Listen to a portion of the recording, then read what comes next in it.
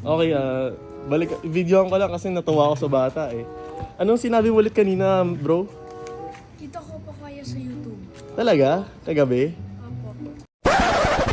Mabilis ang kwento lang. Itong si bro, nagbabike lang siya sa village nila habang ako, bisita lang ako sa village na to dahil taga dun si 2KG, aking tropa.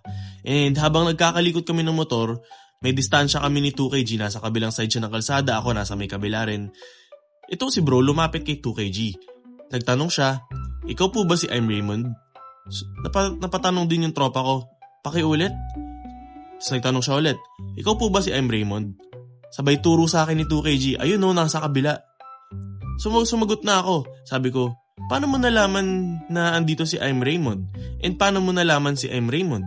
At ayun na nga, sumagot na siya. Anong napanood mo?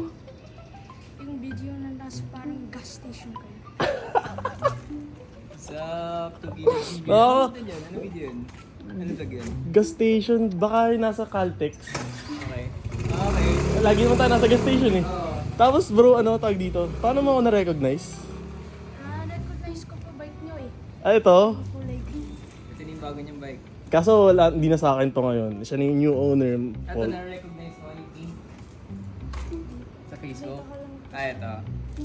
Tapos ito na yung bago kong bike. Nakakatuwa naman. Sticker. Saan sticker? Sa mas sticker. Hindi ko din yung press. Then kinikilabutan ako sa nangyayari. Legit to. Binidyoan ko lang talaga. May sticker ko puta. Mas sikat to. Yung pink.